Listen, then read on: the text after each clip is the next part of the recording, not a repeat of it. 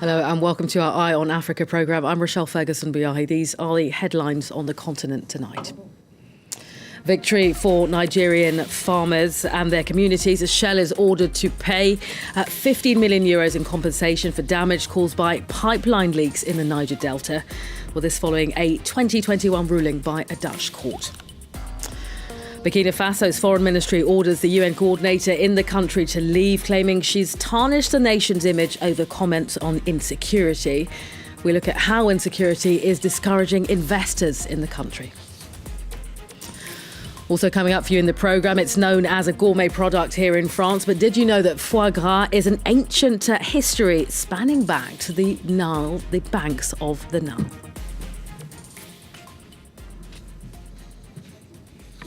Our top story this hour then, Shell has agreed to pay 15 million euros to 4 Nigerian farmers and their communities as compensation for damage from pipeline leaks in the Niger Delta. Well, back in 2021, a Dutch court ruled that Shell's Nigerian branch should pay not only for the leaks, but also install a new pipeline to prevent further catastrophic spills. Well, the oil firm has said the agreement is on a no admission of liability basis. The legal battle began in 2008. Since then, at least 2 of the original farmers have died. Their survivors and the affected communities, though, have forged ahead with their fight. France 24's Sam Olukoya reports from Lagos.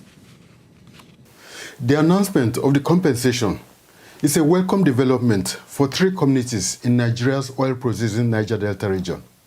The communities said they suffered economic losses after their farmlands and fishing grounds were polluted following 4 incidents of oil spills that emanated from Shell's installations. The quest for compensation started in 2008 when 4 villagers from Oruma, Goe and Ikot Ada Udo, together with the environmental group Friends of the Earth, took Shell to court in the Netherlands. The Dutch court ruled against Shell last year and ordered the company to pay compensation. This is one of many litigations Shell has faced from Nigerian villagers who accuse the company of polluting their land. Nigeria is one of the world's leading oil-producing countries. Crude oil pollution are quite common in the Niger Delta region, where Shell and other Western oil companies operate. This pollution often results from burst oil pipelines, some of which may continue spilling crude oil to farms and fishing ponds for several weeks. Many of the oil spills are blamed on Shell, which has the largest operation in Nigeria. Communities attribute the frequent cases of oil spills to poor safety standards, which they say are far lower than the standards Shell adopts for its operation in Western countries. But Shell blamed the pollution incidents on sabotage by local communities. In other news, DR Congo's M23 rebels have announced they're to withdraw from some of the territory they've captured in recent offensives. The group's leader says the move is a goodwill gesture following a ceasefire brokered by East African regional leaders. Well, as part of that accord, rebels will retreat from positions around Kibumba, north of Goma, and allow thousands of displaced people to return home. A Tutsi-led group, the M23 rebel group, resurged late last year. The DRC has accused neighbouring Rwanda of backing the group, something which Kigali vehemently denies. Well, Major John Nenze Imani is a representative of the M23 rebels in Kibumba. Earlier, he spoke about the upcoming withdrawals.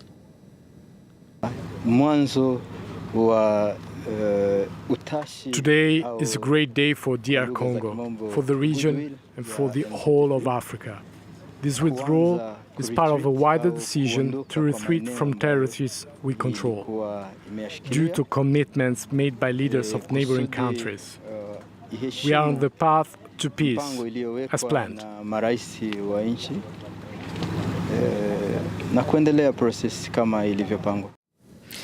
Now, Burkina Faso has ordered the UN's coordinator in the country, Barbara Manzi, to leave, declaring her persona non grata. Burkina Faso's foreign ministry said Manzi's decision to withdraw non-essential UN staff from the capital, while warning of impending chaos, had tarnished the country's image. Well, since 2015, Burkina Faso has been hit by deadly terror attacks. Manzi's expulsion comes days after 2 French nationals were expelled, with authorities accusing them of espionage. Well, Olivia Ruamba is Burkina Faso's Foreign Affairs Minister. Earlier, she commented on the expulsion of the latest UN diplomat. Ms. Barbara Manzi predicted there would be chaos in Burkina Faso in the coming months. We don't know what she's basing that assessment on, especially given how much effort is being put towards improving security. It discredits the country and could put off potential investors. It could tarnish Burkina Faso's image. And that's why we declared UN coordinator Barbara Manzi persona non grata. Well, staying in Burkina Faso, the country's ongoing security crisis is having a direct impact on trade there. Experts say insurgent groups in the Sahel region are discouraging investors and drastically reducing the nation's growth rate. Well, Burkina traders are on the front line of the economic downfall and say they're really feeling the pinch. France 24's Ange Nomenia reports. Bags of rice ready for delivery. The stock is being sent to Dori in the northeast of Burkina Faso. Ousmane Maiga, the driver, is a regular on this road. But since terrorist groups took control of several villages across the Sahel region starting in 2015, business has plummeted. Customers are afraid to order a lot of goods. They can lose it all because the truck could burn, or anything could happen. When we leave Kaya for Dori, we're really scared. We don't know what can happen to us. We worry a lot, and we're so scared. Before 2015 and the expansion of terrorist groups, Ousmane would make 8 deliveries per month. Now he barely manages 4. The instability and insecurity has also affected interregional trade. There are borders that are difficult to pass, especially in the east. This forces the players in the supply chain, in particular transporters, to avoid certain ports and travel very long distances to be able to supply the country. Costs add up, making them less competitive. Burkina Faso is in a trade deficit. It imports more than it exports, and insecurity is exacerbating this imbalance. Economists warn that the country is going to have to work harder to attract investors. A potential solution is to decrease the security risk here. Burkina Faso must manage to present a moderate or even low level of risk so that investors can have more confidence and stay in the country to increase their activities. Investors are also likely to be concerned by Burkina Faso's increasing diplomatic and political isolation. After 2 coups in 2022, the country has been suspended from the regional bloc ECOWAS and excluded by the US from its African Growth and Opportunities Act. Well, we head to Togo next, where President Faure Gnassingbé is to begin overseeing the armed forces as part of a major military reshuffle there. It comes after Gnassingbé sacked the country's armed forces minister, Marguerite Nakade, and appointed a new chief of staff, Brigadier General Dajwa Maganawe. Well, the presidential decrees announced late on Thursday gave no specific reason for the reshuffle.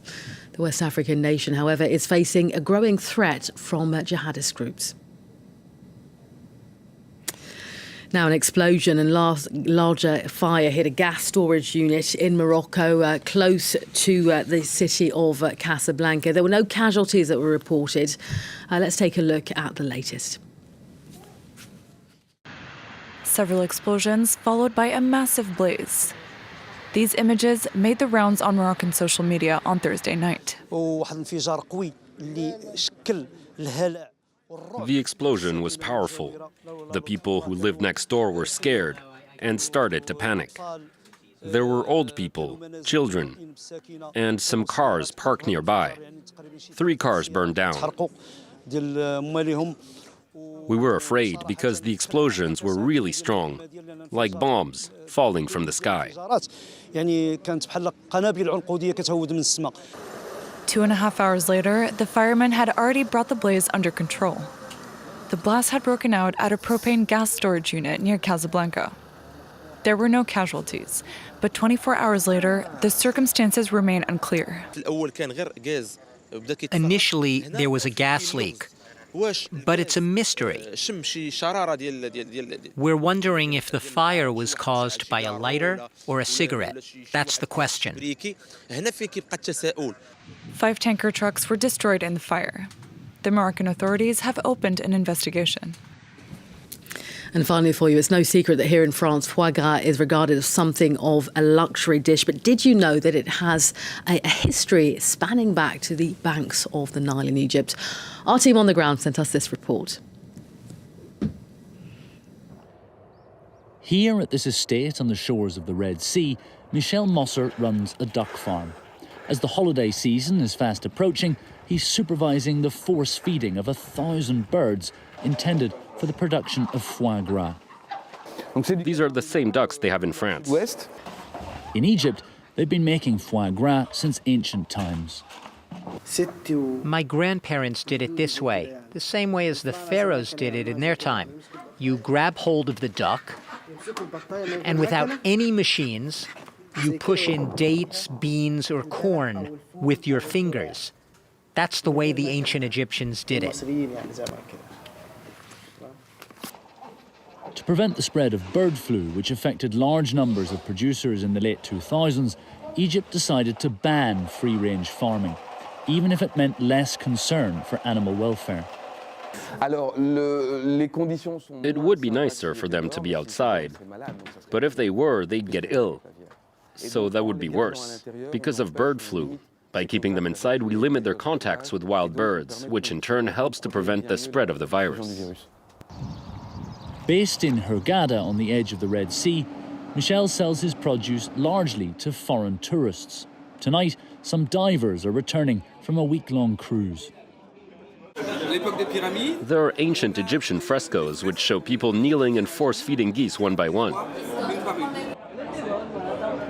And they're pleasantly surprised.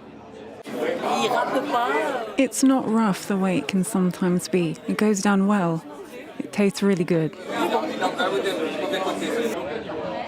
If foie gras is in short supply in France this Christmas, that won't be the case here in Egypt, at least for those who can afford it. More news coming up shortly. See you then.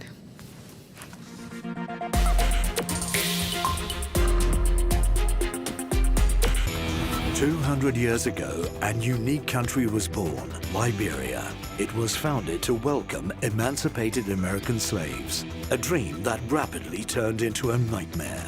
When they came to this place, they used a gun to subdue the native to really surrender the land. Followed a battle for domination, civil war, corruption, and massacres.